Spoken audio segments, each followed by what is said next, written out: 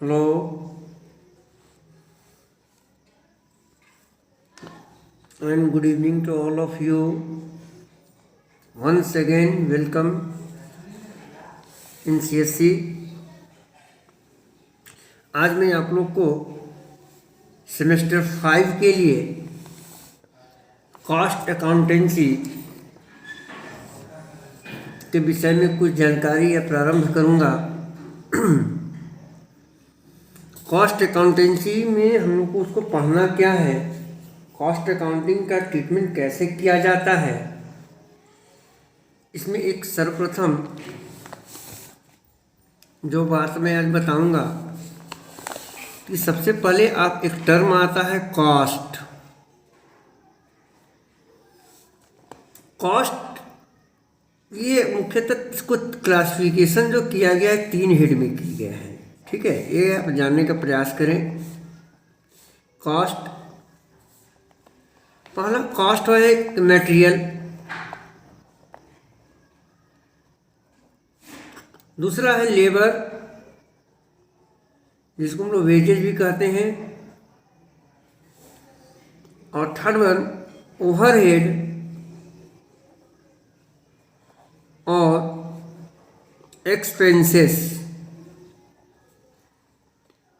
हम लोग एक्सपेंसेस को या और इसका एक और नाम हम लोग बोलते हैं ऑन कॉस्ट। ये तीनों सेम थिंग्स है, तीनों का मतलब आपका खर्च है। कॉस्ट अकाउंटेंसी में जैसा हम लोग जानते हैं कि इसमें आपको जो स्टडी करना है कि कोई भी प्रोडक्शन यूनिट में जो खर्च होते हैं, जो प्रोडक्शन का लागत लगता है, उसके विषय में स्टडी करते हैं। तो कॉस्ट को मुख्यतः हम लोग 3 कैटेगरी में डिवाइड करते हैं, मटेरियल, लेबर और ओवरहेड। और इन दोनों का यूँ का ये तीनों का दोनों होता है डायरेक्ट। देखा जाए गौर से, अगर इसका हम लोग कैटेगरी बना लेते हैं वंस अगेन, तो मटेरियल भी 2 प्रकार का होता है, डायरेक्ट, इनडायरेक्ट। ये डायरेक्ट लेबर भी आएंगे तो लेबर भी 2 प्रकार के, direct, indirect. Overhead, on cost या एक्सपेंसेस भी आपको 2 कैटेगरी में मिलेंगे, एक होगा डायरेक्ट और इनडायरेक्ट। यानी कि जो एक्सपेंडिचर है, क्लासिफिकेशन, इसको हम लोग बोलते हैं या दूसरे से बोलते हैं classification of cost. Classification of cost, तो कॉस्ट का जो वर्गीकरण करते हैं, क्लासिफाई करते हैं उसको 3 कैटेगरी में, मटेरियल, लेबर और ओवरहेड। मटेरियल 2 प्रकार के, direct indirect, labour direct indirect and overhead direct indirect, प्रत्यक्ष और अप्रत्यक्ष।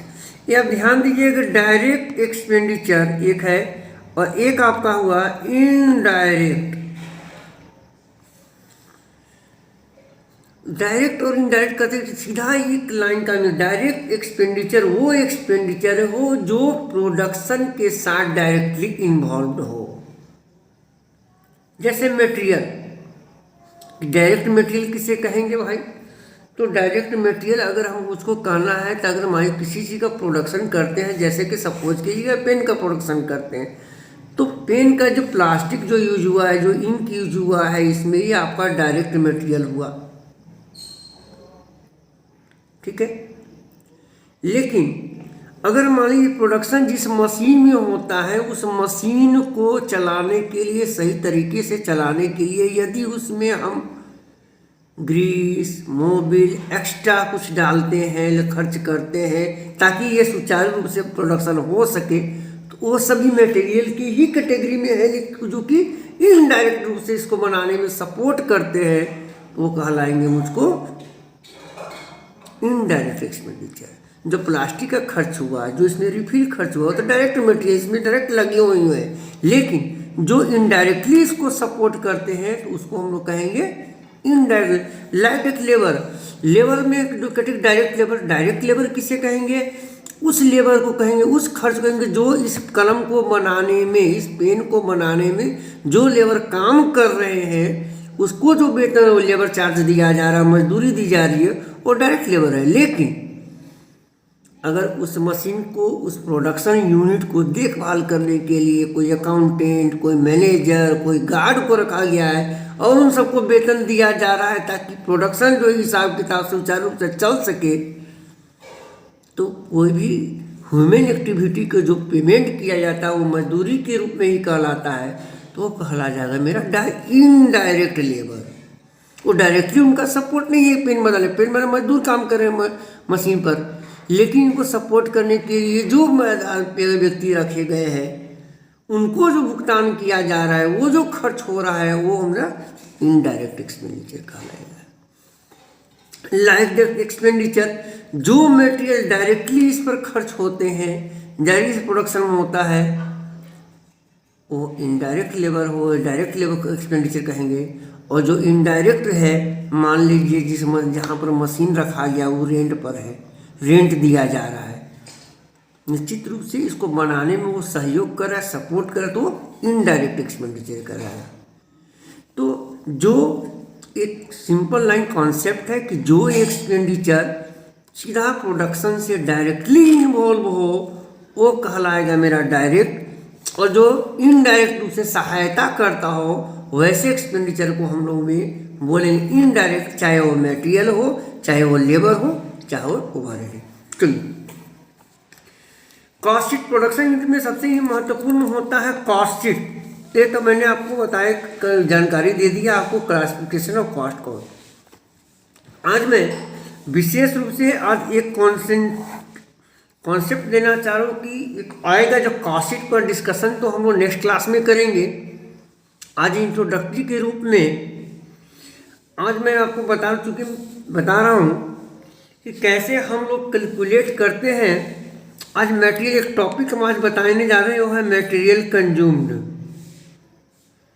मटेरियल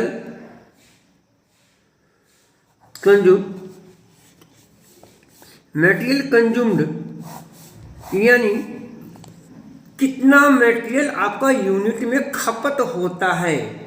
मटेरियल कंज्यूम्ड कैसे कैलकुलेट करते हैं हम लोग, ऐसे बचपन से पढ़ते रहे। बचपन का मतलब कि क्लास 12 के 11-12 की बात बोल रहे हैं कि वैसा सामग्री मटेरियल जो आपका प्रोडक्शन में खर्च होता है। ठीक है, सिंपल कॉन्सेप्ट हम लोग पढ़ते थे। क्या पढ़ते थे कि भाई opening stock plus purchases minus closing stock, ये तो हम लोग पढ़ते आ रहे हैं। तो बस यही चीज़, यही कॉन्सेप्ट है मटेरियल कंज्यूम कैलकुलेट करने का कि मटेरियल कंज्यूम कैसे कैसे। यहाँ पर ध्यान क्या है, मटेरियल कंज्यूम का मतलब कैलकुलेट करने की एक मीनिंग ये हुआ कि आप जो भी प्रोडक्शन कर रहे हैं उसमें कितने का मटेरियल आपका खर्च हो रहा है। ठीक है, तो अब इसी का हम, ये आपका opening stock plus purchases minus closing stock, ये आपका कॉन्सेप्ट है, पढ़ते आ रहे हैं 11th क्लास से। और इसी कॉन्सेप्ट पे हम लोग मटेरियल कंज्यूम कैलकुलेट करेंगे।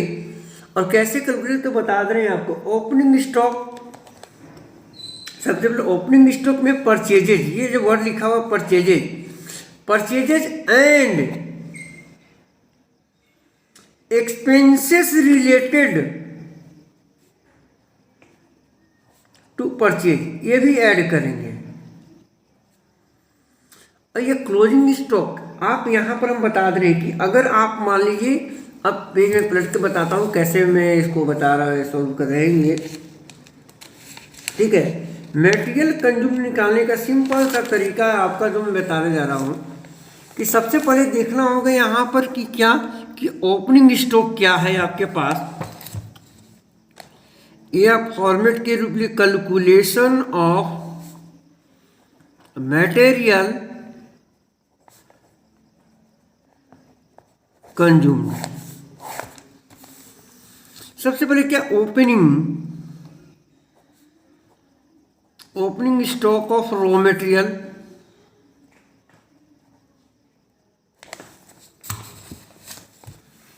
ये आप लिखेंगे यहाँ। चलिए, सिंबल दे दिया मैंने। ऐड, इसमें क्या करेंगे, परचेजेज, ये कॉन्सेप्ट ध्यान देंगे। परचेजेज ऑफ रॉ मटेरियल जो भी आप परचेज करेंगे वो ऐड करें। इनर कॉलम में भी आप लिख सकते हैं, इसको छोड़ दीजिए। और यहाँ पर यही ध्यान रखना है क्या कि परचेज से रिलेटेड जितना भी एक्सपेंडिचर होगा, परचेज ऑफ रॉ मटेरियल, और रॉ मटेरियल खरीदने में जो भी खर्च होगा सारा को ऐड करेंगे। जैसे भी एग्जांपल दे सकते हैं कि परचेज ऑफ रॉ मटेरियल हो गया, आप मान लीजिए फ्रेट पे किए, फ्रेट या कैरेज ऑन रॉ मटेरियल, आर मतलब रॉ मटेरियल। अगर कोई खर्च करने में ऑक्ट्रॉय ड्यूटी पे करते हैं, ये भी एक्सपेंडिचर हुआ, मटेरियल खरीदने में कोई टैक्स वगैरह लगा, चुंगी लगा। तो अगर कोई डायरेक्ट एक्सपेंडिचर कुछ करते direct expenditure on raw material, ये कुछ करते हैं, तो ये सारा को हम लोग ऐड कर लेंगे ओपनिंग स्टॉक में आपका। यानी कॉन्सेप्ट क्या है कि ओपनिंग स्टॉक जो रहेंगे उसमें से जो परचेज करेंगे और परचेज करने से रिलेटेड जितना भी एक्सपेंडिचर हम पहले भी यहाँ पर डिफाइन कर चुके हैं, यहाँ पर बता चुके थे कि purchase and expenses related to purchase. यानी कि परचेज का मटेरियल परचेज करने में जो भी खर्च होगा वो सारा को ऐड करेंगे। परचेज और रॉ मटेरियल, फ्रेट या कैल जैकेट भाड़ा दिए, octroi duty, direct expenses raw material opening stock में पहले जो है ऐड कर देंगे। और इसमें से लेस क्या कर देंगे कि लेस क्या करेंगे, ध्यान दिया। पहला सर्वप्रथम तो closing stock of raw material ये लेस करेंगे। और वैसा कोई भी ट्रांजैक्शन, वैसा कोई भी लेन देन जिससे कि आपका फैक्ट्री यूनिट से मटेरियल आउट हो जाए, मटेरियल आपके पास से चला जाए, तो उसको हम लोग लेस कर देंगे। ध्यान रखा है क्या कि जब भी लेस करेंगे तो हमेशा कॉस्ट प्राइस को लेस करेंगे।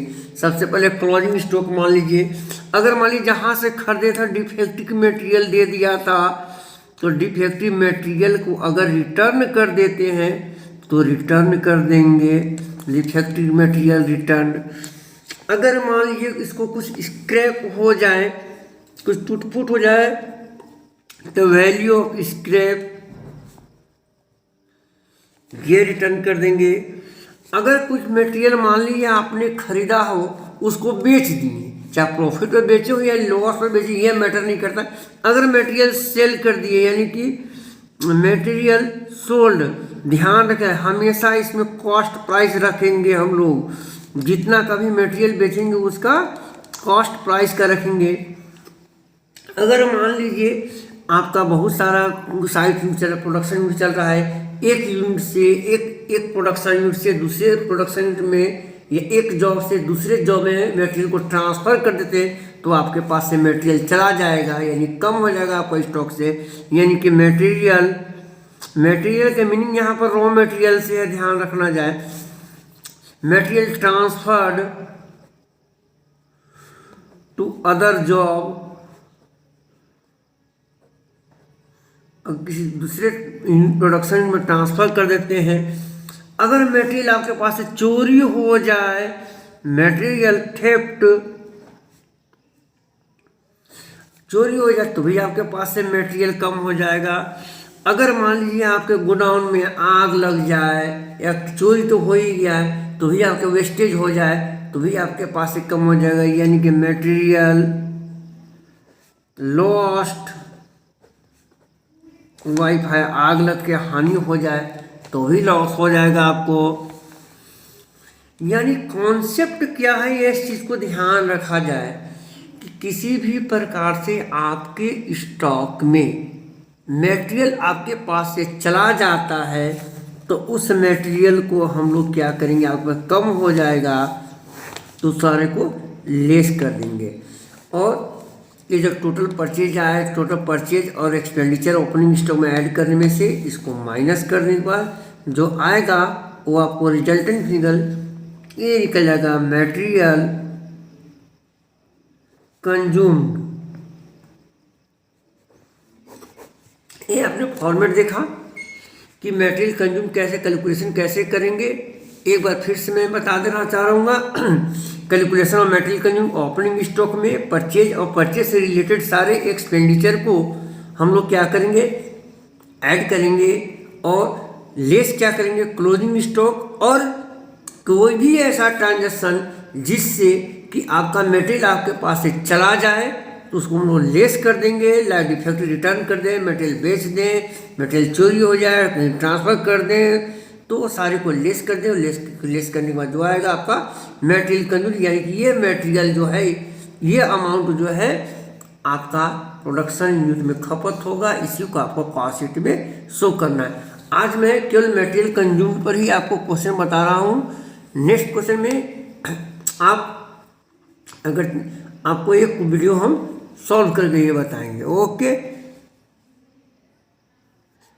एक बार और फिर मैं आपको बता देना चाह रहा हूँ, ये जो वीडियो दिखाया जा रहा है, आपको बताया जा रहा है, समझा जा रहा है, मैं Rupesh Kumar CSC commerce study circle द्वारा प्रोवाइड किया जा रहा है।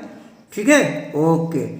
नेक्स्ट वीडियो में आपको मैं क्वेश्चन सॉल्व करके बताऊंगा। ओके।